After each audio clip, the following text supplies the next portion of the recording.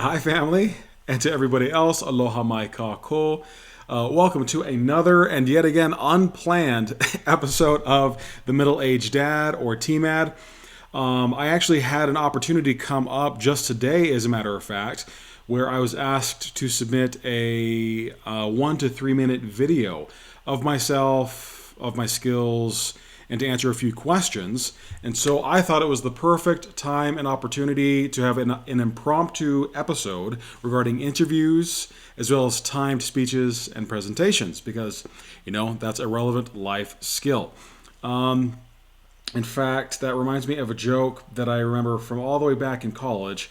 I don't know if it's still pertinent or still accurate, but if I remember correctly, at one point in time, the number one greatest fear in America was public speaking, followed by the second greatest fear in America, which was death. And so the joke in my communications programs always was that people would rather be in the casket than giving the eulogy. And that kind of just reminds me of this circumstance. So I thought it was a great opportunity to kick that off, to talk about both public speech as well as timed speeches and presentations. Anyways, this is just an introduction to the concepts. I'll be taking a deeper dive, I assume, at some point in time. But as of right now, as of this moment, and as of today's needs, I just want to kind of peruse and go over a few things. One thing, kiddos, is that particularly as you get older, and this can be with organizations in your schools. This can be with workplaces, nonprofits. This can be with colleges and universities, things along those lines. But you'll have many opportunities to interview for many capacities and for many different things. And one of the things that I like to talk about now, which I think isn't discussed enough, is that interviews are a fantastic opportunity to know if obviously you are a good fit for the organization or entity, but then also if you flip that around, right, it's also a good opportunity to know if the organization or entity is good for you. And that might sound silly, but I'm going to make a quick comparison, particularly to dating, right? I don't know where you are in your lives right now, kids. I'm not sure what you're doing or who you're with or anything along those lines. But as you begin looking for your life partner, whoever or whatever that might look like for you, obviously you want a circumstance. You want someone who is going to love and support you, right? Like you want someone who's going to be bringing their best to the table and giving you everything they have, as well as you are bringing your best to the table and giving everything that you have. One of my favorite things when I was married that I loved to talk about was that if both people in a partnership or marriage or relationship or any of those things are only giving 50-50, then you each are leaving half of what you're capable of out of the picture. And expecting to only bring 50% to the table and still be more than 50% successful, in my opinion, is a fallacy, right? Obviously, you can rely on the other person, which we see all the time, to make up that difference, or that other person might rely on you to make up that difference. And let's be clear, in those moments, right?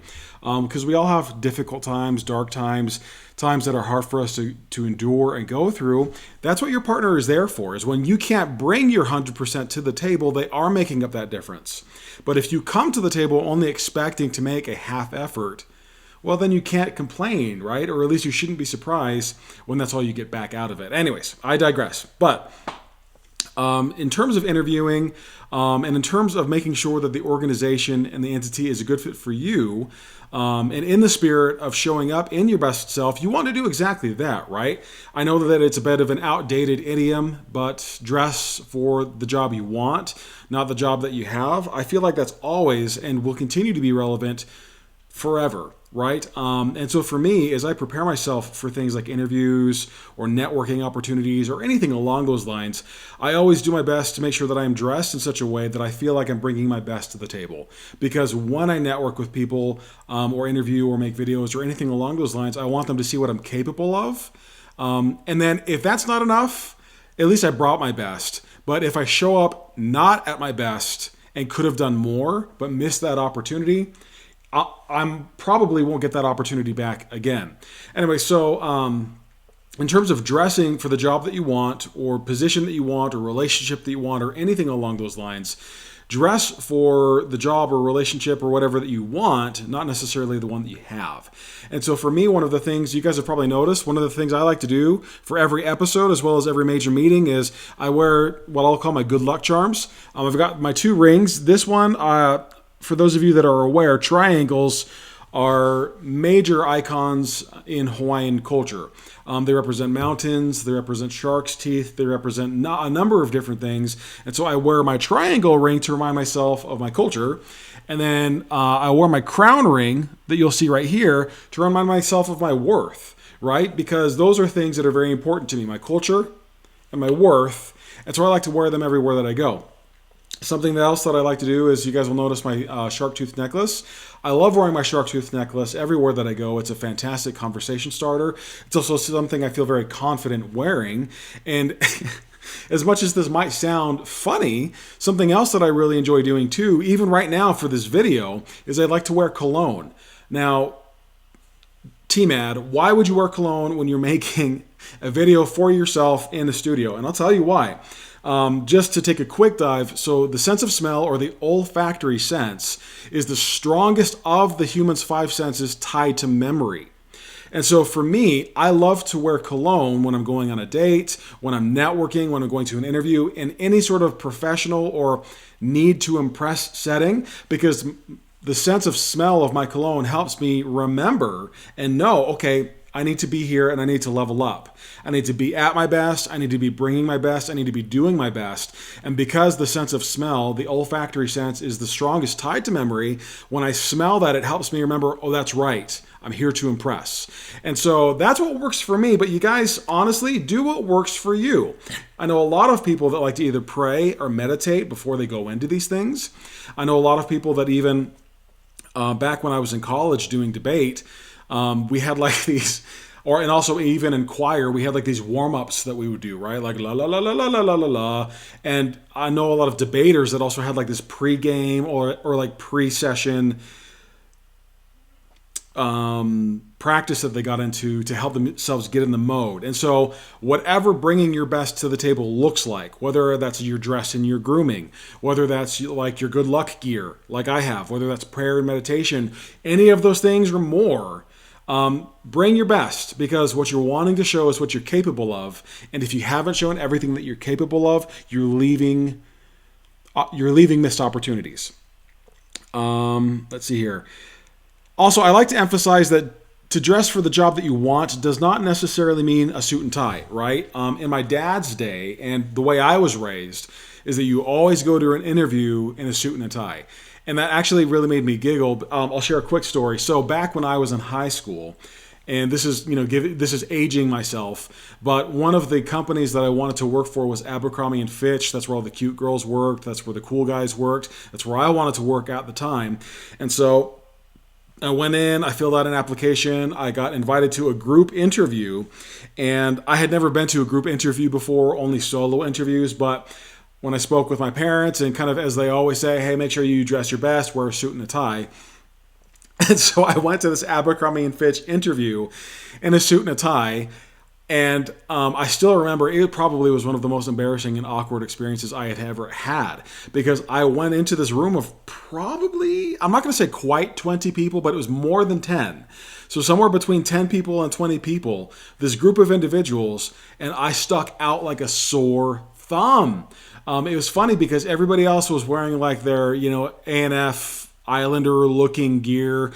They all looked like they could have walked out of the store looking like that if they had shopped there. And then here I am in a suit and a tie.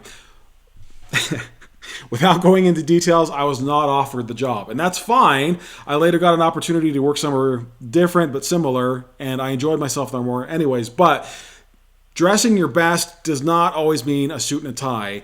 I genuinely mean it when I say dress for the job that you want, not necessarily the job that you have. And so if you're going to interview for, I don't know, like a news broadcaster position, yeah, suit and tie would be fitting. If you're going to dress for, to help at a animal shelter, I'm not necessarily sure a suit and a tie is what you want to wear. I think you get my meaning. I think you catch my message. But when it's all said and done, do your best, bring your best, stay context relevant, but make sure that whatever context it is, you're doing your best and that you're bringing your best. Also, I feel like this is something that isn't said enough, but family, kiddos, and everybody else, it's okay if things don't work out. It really is. I know that particularly, I guess, taking the comparison back to dating, it kind of sucks, especially when we like somebody and things just don't work out, right? And heaven knows I've had that. I've had dates that I took someone out. We even went on first, second, third dates, took them out, had a blast. And for whatever reason, at some point in time, they say, hey, I'm not feeling it. Had fun, thanks, but, I'm going to move on. And I think it's important in those moments to remember that their reflection of you is not a reflection of your value, right? It's a reflection of just their take, either what they're looking for, what they want or what they need, etc. And so that is going to happen in the interview world, in the dating world, and honestly, in many other contexts as well, where you're going to bring your best. And even still, it's not quite what somebody's looking for, and that's okay, family. That's okay. What that means is that for whatever reason, things didn't work out, but at least you brought your best to the table so that when things are said and done, you're not wishing, man, I wish I had tried harder. I wish I had done better, because you had done everything that you could. Something else worth thinking about as well, you guys, is that I've had many opportunities where things didn't necessarily work out in the way I had expected. But when I did bring my best to the table and somebody recognized that value, I ended up in a position or in a relationship or in a circumstance where I was much happier with where I ended up than what I had initially wished for. I don't know if that makes any sort of sense. And so it's okay to grieve. It's okay to be sad when you're rejected, right? Like, it hurts. And so if you find yourself meeting with someone or meeting with an organization and the answer is no, it's okay to feel bad about that. It's okay to let that kind of be disappointing and to be frustrating. I think that it would be weird if you weren't disappointed. It would be weird if you weren't frustrated, but don't let yourselves stay there, right? Don't let yourself stay there. Feel it, grieve it, and then move on. Because there are bigger and better things, including relationships and entities that do value who you are, that are waiting for you. And it's just time to move on to the next one. Okay. Anyways, that is enough of me rambling as an intro to this video. As a quick, vibe check from me, the video that I've been asked to submit is 1 to 3 minutes.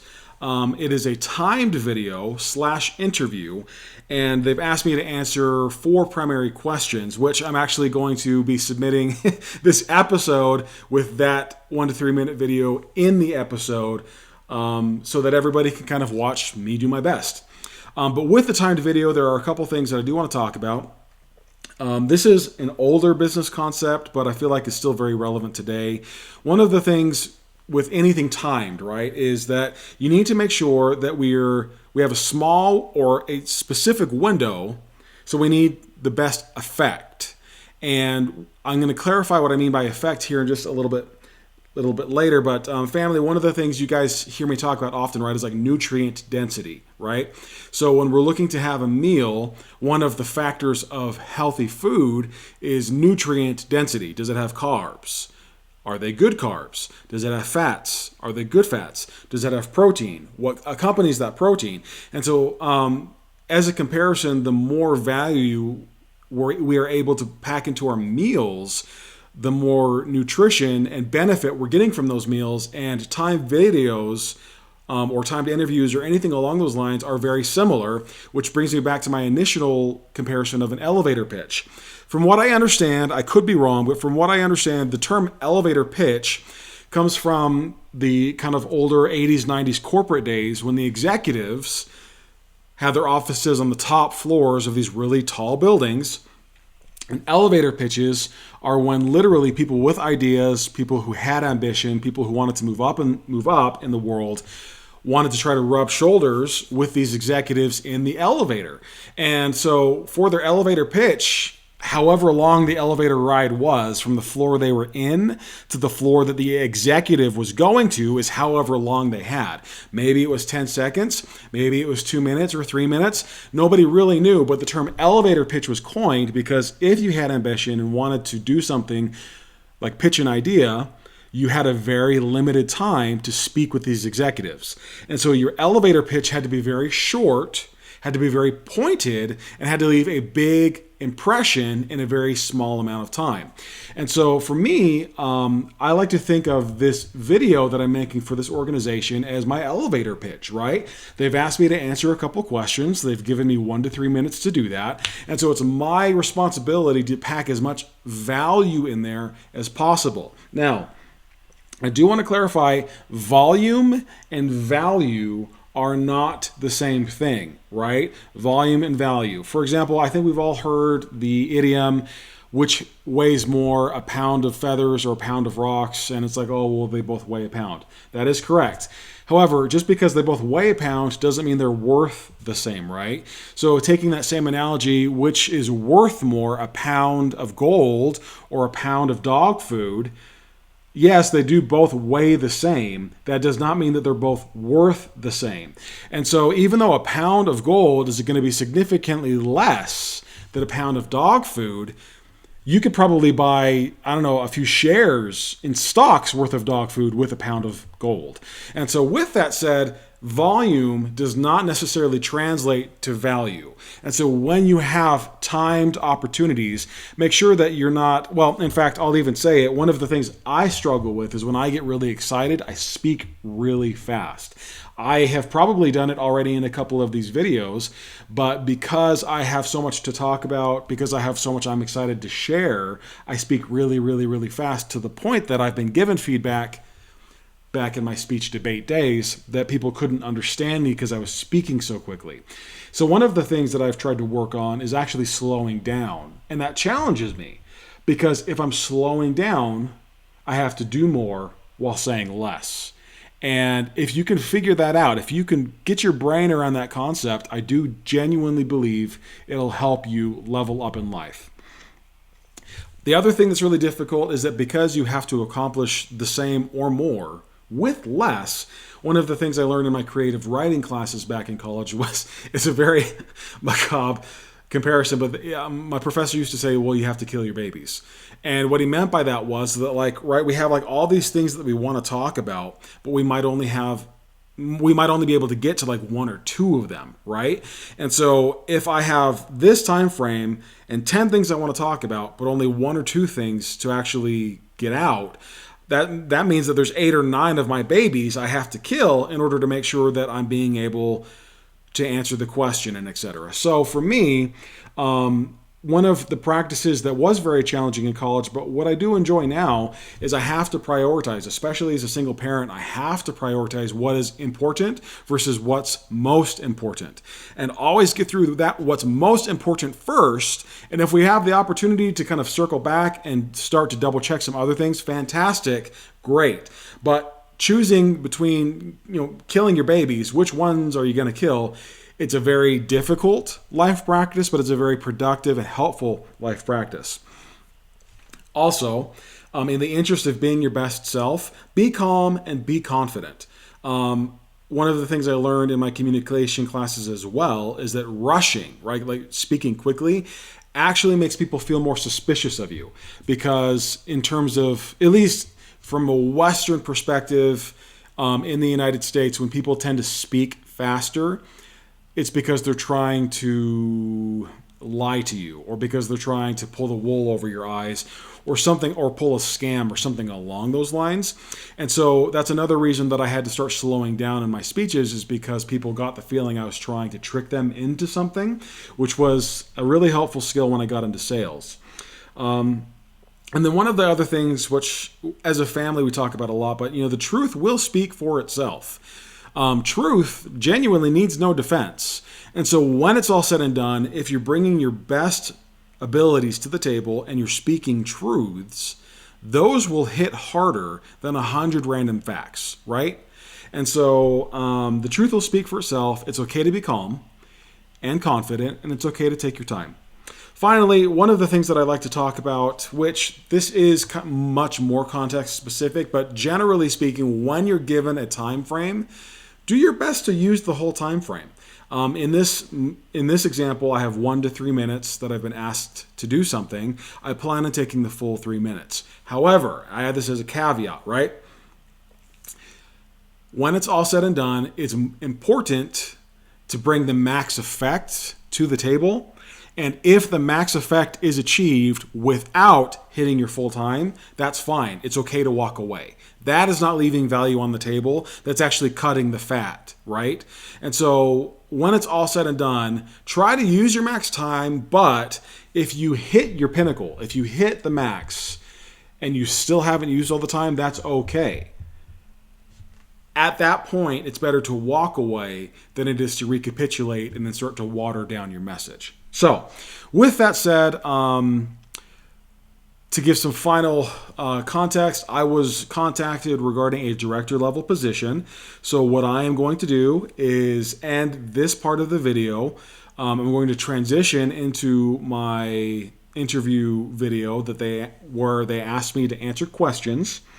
And this was regarding a director level position. So just as I have fostered, I am going to do my best. I'm going to get changed. I might get rid of a couple of these gray hairs. I'm going to, use some product for my hairstyle.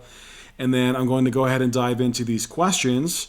I hope you guys enjoy watching. I hope you guys take a few things away. And as always, because learning is such a vital part of growing and succeeding, if you guys see something that I can be doing better, drop a comment. If you guys have some thoughts or feedback on things that I say or do, I would love to see a response in some way, in some fashion, attached to this video. So with that in mind, I'm going to go ahead and go get changed. I'll see you guys here in just a moment for my 1 to 3 minute video interview.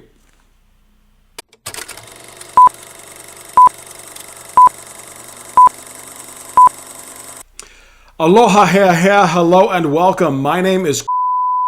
This is my short video submission to an interest of the marketing coordinator position. I have 1 to 3 minutes to make an impression with you, so if you will, let's dive right in.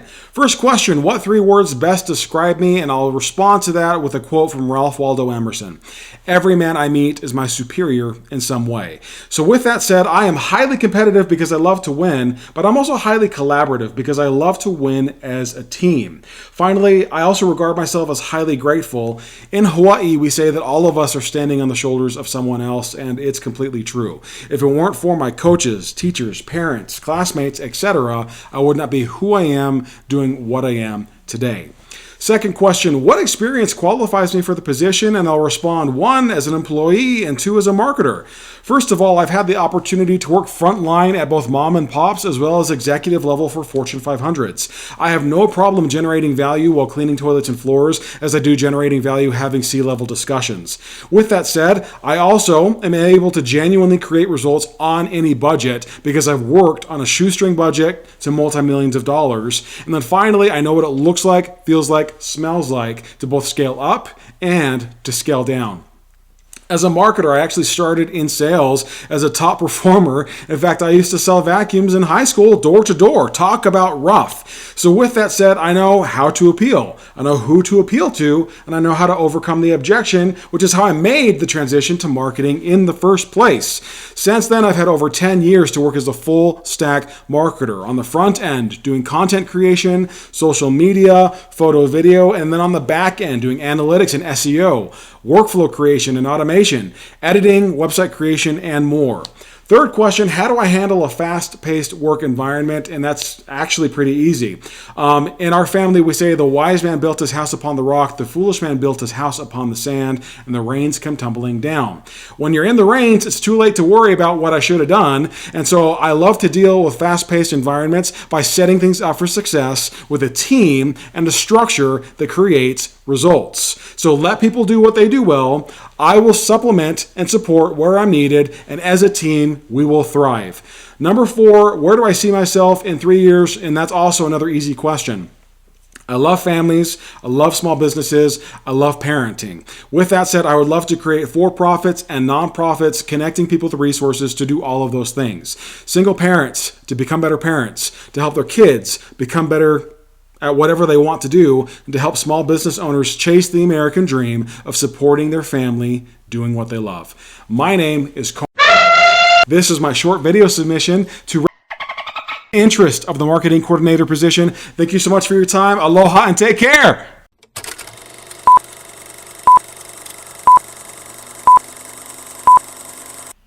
Well, there we go, you guys. How did I do, family? What'd you think? Did I do well? Did I do okay? Could I have done better?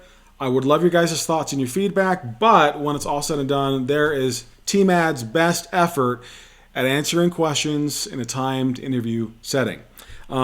With that said, and just as a reminder, this is just an introduction of concepts, both for interviews as well as timed speeches or presentations. I do hope that this topic comes up again sometime in the future so that I'm able to take a deeper dive and maybe look a bit more at the science, the sociology, the communicology, things of that sort involved in presentations and things of that nature. But when it's all said and done, I thought this was a great chance for everybody to see how Dad approaches these things, what Dad does under these circumstances, and ultimately to join me for the video that I'm submitting for this director level position. As always, and to end, I love you guys. I love you, family. Thanks so much for joining me. I look forward to seeing you again next time. I love you. I miss you. And until we see each other again, take proper care. Ahui ho e ma lama pono. Bye, everybody.